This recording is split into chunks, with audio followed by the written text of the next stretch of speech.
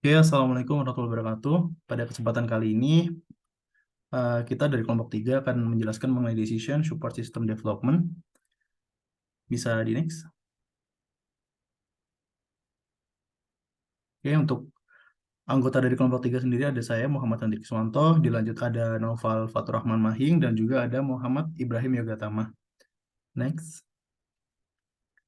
Oke, untuk susunan poin penjelasan pada presentasi kali ini adalah pengantar, Pre-Design Diagnosis and Feasibility Study, terus dilanjut ada Diagnosis of Decision Making Process, lanjut di bagian nomor 4 ada Feasibility Study, Development Approach, dilanjut DSS Project Management, dan yang terakhir ada DSS Project Participation. Oke, masuk ke bagian pertama mengenai Decision Support System Management, System Development. Yang pertama, yakni Decision Support System merupakan sebuah sistem yang mampu memberikan kemampuan, baik kemampuan pemecahan masalah maupun kemampuan pengkomunikasian untuk masalah semi terstruktur. Secara khusus, DSS sendiri merupakan sebuah sistem yang mendukung kerja seorang manajer maupun sekelompok manajer dalam memecahkan masalah semi terstruktur dengan cara memberikan informasi ataupun usulan menuju pada keputusan tertentu. Next, oke. Nah, berikut terkait proses yang nantinya akan dilakukan. Yang pertama yakni planning, analisis, desain, implementation, dan juga dilanjut nanti terdapat maintenance. Next. Selanjutnya ada pre-design diagnosis dan feasibility study. Jadi pre-design diagnosis dan feasibility study atau studi kelayakan dapat membantu untuk mendapatkan kejelasan. Diagnosis dan uji kelayakan adalah dua proses yang berbeda namun saling terkait, bergantung pada bagaimana keputusan dibuat dalam suatu organisasi. Seorang programmer melakukan pengujian kelayakan ide DSS yang nantinya akan dikembangkan. Next. Kemudian yang ketiga, yaitu diagnosis of a decision making process. Itu diagnosis, proses pengambilan keputusan membantu untuk mendapatkan kejelasan beberapa hal. Yang pertama, ada proses identifikasi masalah. Kemudian kedua, teknik pengumpulan data. Tiga, bagaimana keputusan dibuat. Empat, siapa saja yang terlibat dalam pengambilan keputusan. 5. Norma yang berkaitan dengan pengambilan keputusan dalam suatu organisasi. Next.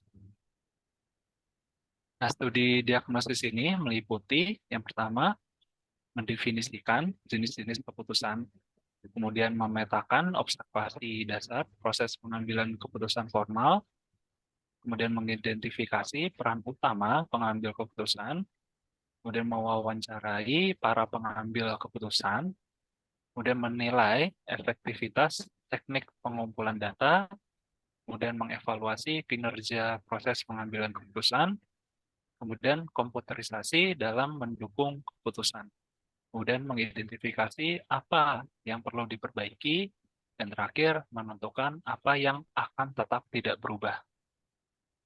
Next.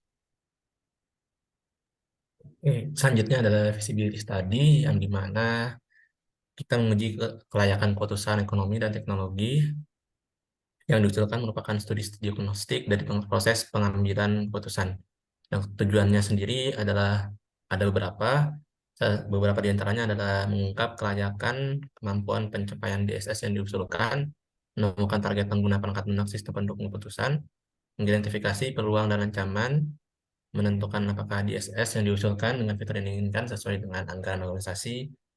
Lalu ada apakah teknologi mungkin dapat digunakan untuk mengembangkan DSS, mengukur seberapa baik DSS yang diusulkan akan dapat memecahkan masalah, lalu mengidentifikasi waktu yang tersedia untuk mengembang sistem, mengungkapkan jumlah sumber daya yang dibutuhkan untuk mengembang sistem DSS, lalu mengidentifikasi keterbatasan dan risiko yang terkait dengan sistem DSS yang akan diusulkan, yang akan dibuat.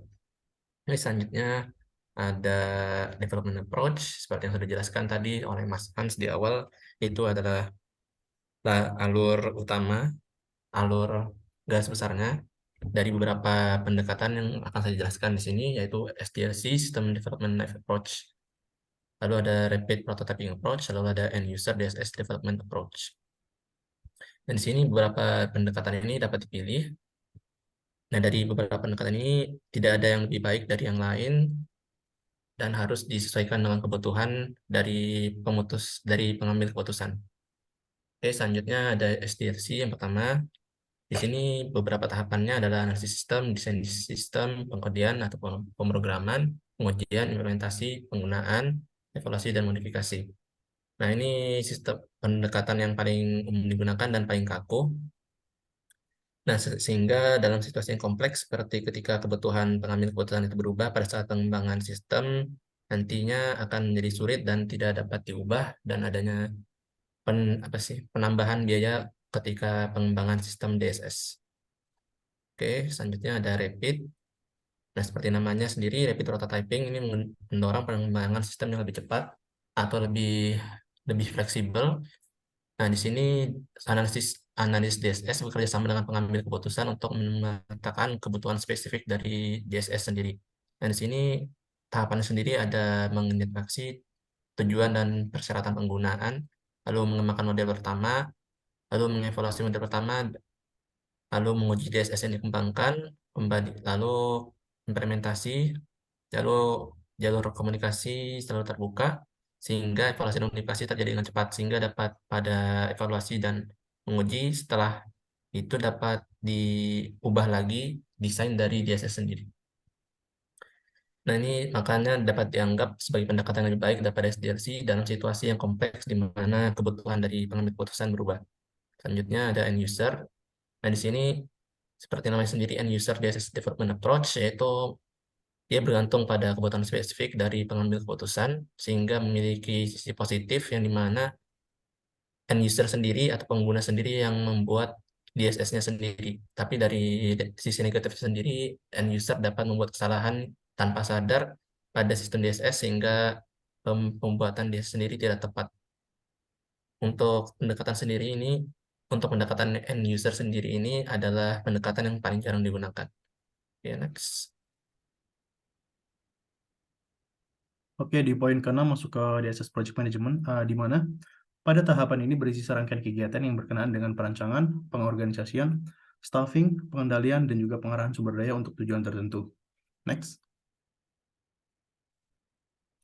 Pada DSS Project Management sendiri, seluruh proses, mulai dari konseptual DSS, pengembangan, dan implementasi, perlu diawasi secara ketat guna satu, mengurangi kekacauan, dua, terkait pengelolaan risiko, dilanjut adanya mengawasi pengembangan proyek, mengelola kualitas, mengelola integrasi yang lancar antara DSS yang baru dikembangkan dengan proses bisnis.